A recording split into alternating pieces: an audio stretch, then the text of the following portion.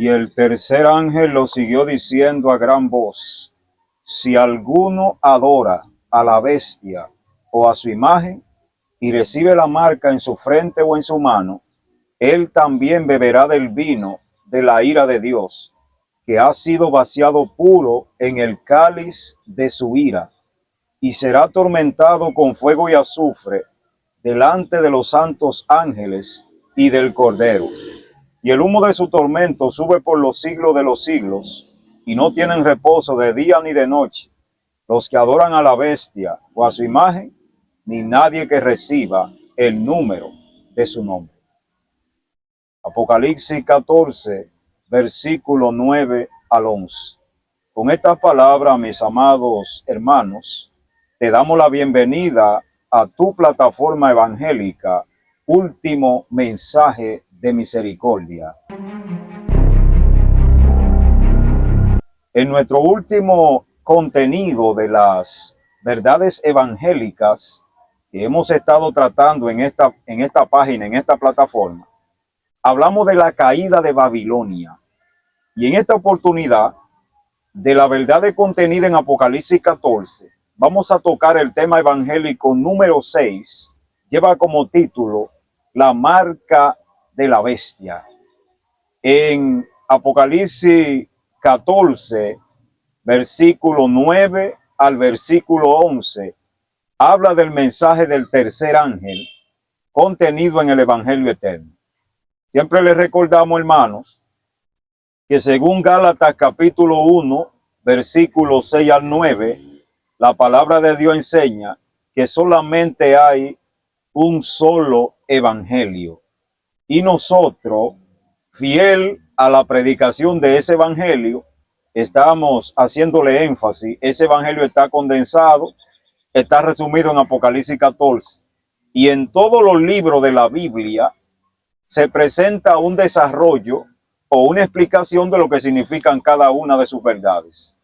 Así que vamos a tener una palabra de oración en estos momentos para nosotros abordar a la luz de la Biblia el significado de quién es la bestia, cuál es la imagen de la bestia, cuál es la marca de la bestia, en qué consiste la ira de Dios y ese fuego y azufre que atormenta a los que reciban la marca de la bestia o el número de su nombre.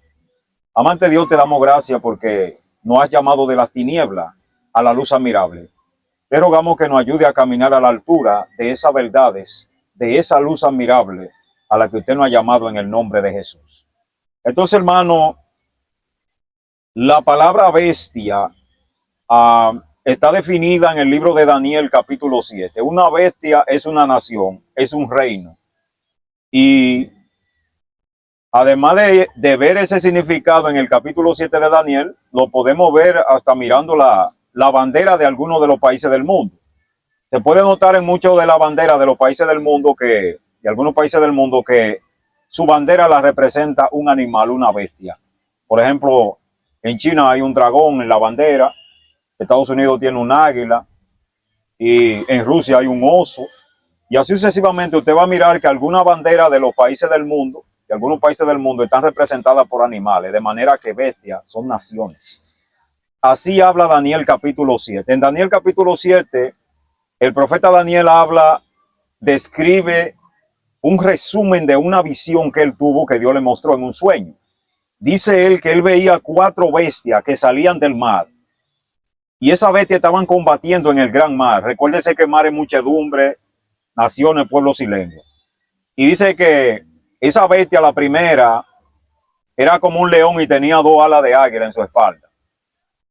Y después dice él que ve una segunda bestia. La primera bestia la representa Babilonia, que va desde el 605 hasta el 539 antes de Cristo.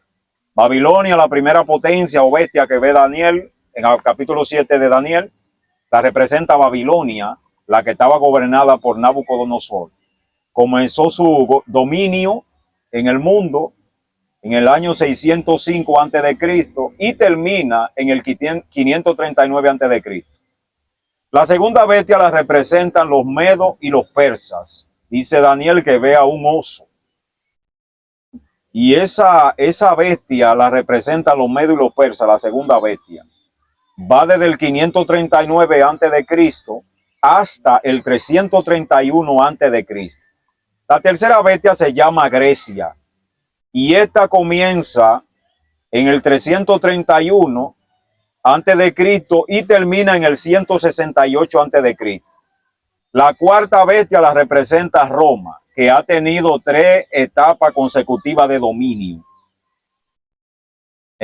Roma comenzó su dominio en el 168 antes de Cristo. En el año 168 es cuando es destruida Grecia, que era gobernada por Alejandro el Grande. En la batalla de Pigma, los romanos destruyeron a Grecia en el año 168. Roma imperial comienza su dominio. La Roma imperial, usted sabe, la Roma de los Césares. En el tiempo de Cristo, Jesús dijo, dale a César lo que es de César, refiriéndose a la Roma imperial. Va desde el 168 antes de Cristo hasta el año 476 después de Cristo. En el año 476, Roma imperial se fragmenta, se divide en 10 tribus, en 10 territorios. Las 10 tribus bárbaras, los ostrogodos, visigodos, vándalos, suevos, salamanes, los burgundios, los anglosajones. La historia confirma que habían 10 tribus bárbaras que invadieron a Roma, pero eran de Roma también, y se parcelaron o se dividieron el territorio de Europa.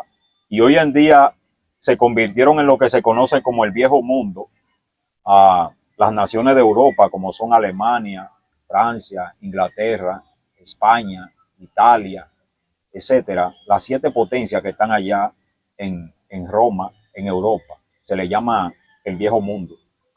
Hubieron 3 de esas tribus que fueron arrancadas de raíz, fueron destruidas: los érulos, los vándalos y los ostrogodos, porque ellos negaban que Cristo había sido engendrado de Dios. Ellos decían que Cristo había sido creado por Dios, que era una criatura, que no era Dios, y fueron destruidas. Había todo un desorden en el 476, desde el 476 hasta el 538, todo un desorden en Roma, una tribu peleando contra otra, una guerra interna por el dominio romano.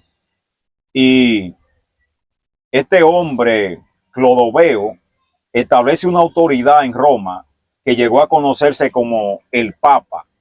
Es otra etapa de dominio de Roma. Recuérdese, Roma imperial o de los Césares va desde el 168 a.C. hasta el año 476, que es Roma dividida en 10 tribus bárbaras. En las 10 tribus bárbaras terminan en el 538 su dominio, cuando es establecido un papa en el dominio de Roma, en Europa, y se le llegó a conocer como el cabeza del Sacro Imperio Romano, con autoridad en los gobiernos de la tierra y en Roma. Este no solamente se consideraba o se considera aún como si fuera Dios, sino que la Biblia dice que iba a hablar palabra contra el Altísimo. Daniel capítulo 7 lo dice, que ese poder iba a hablar palabra contra el Altísimo, contra Dios. Iba a quebrantar a los santos del Altísimo, a los que guardan los mandamientos de Dios. Iba a perseguir cristianos, lo iba a matar. Y iba a tratar de cambiar los tiempos y la ley. Esto lo explica Daniel capítulo 7. ¿Cómo se cumple esto en la historia y en la profecía? La historia confirma cómo este poder, desde el 538, que es su tercera etapa de dominio, hasta el 1798 después de Cristo, Roma papal, que es la bestia que menciona el tercer mensaje de Apocalipsis 14 en el Evangelio Eterno, estableció la guerra de las cruzadas, tribunal de la Santa Inquisición, las conquistas. Hubieron más de 60 millones de cristianos que fueron masacrados en la Edad Media porque se negaban a adorar la estatua de Roma, se negaban a creer en la Virgen María y en todas las tradiciones paganas que Roma papal le obligaba a creer, no solamente a las personas, sino a los emperadores. Todo el que no era católico, no se convertía al catolicismo, se convertía en un cadáver. No había libertad de conciencia en aquel tiempo, no había libertad de expresión. La persona nada más tenía una opción: o ser católico, o atenerse a la muerte, o a ser perseguido, a vivir en la cueva, en los montes, porque el sistema lo perseguía. Entonces, hermano, Los 10 mandamientos de la Santa Ley de Dios que nosotros lo hemos presentado en el primer tema, en esta página llamada Último Mensaje de Misericordia. Vaya a nuestra página y busque el tema El temor a Dios. Ahí explicamos cuáles son los mandamientos. Esos mandamientos, el segundo mandamiento de la ley de Dios que está en Éxodo 20, prohíbe que se adoren estatuas, imágenes, que nos inclinemos ante ellas. Ese mandamiento fue anulado de la ley que presenta Roma al mundo.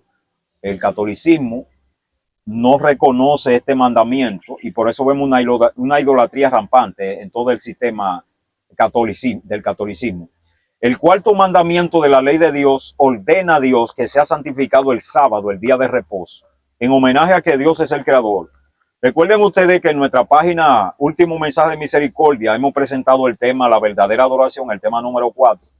Ahí nosotros explicamos con detalle que en la verdadera adoración está envuelta la observancia del sábado como día de reposo.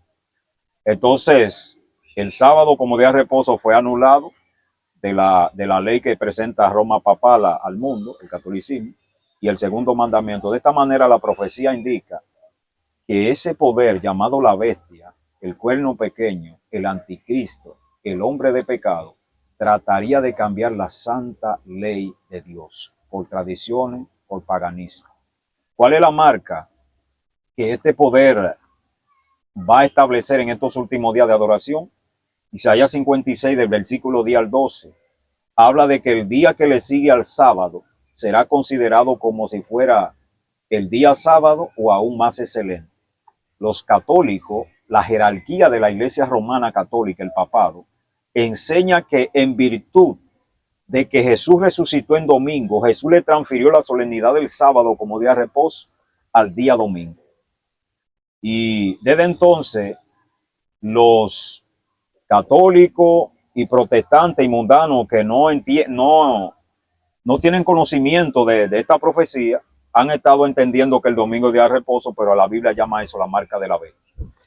Así que en nuestra segunda entrega vamos a seguir viendo en qué consiste la ira de Dios y ese fuego que destruye a los que reciban la marca de la bestia. Bendiciones.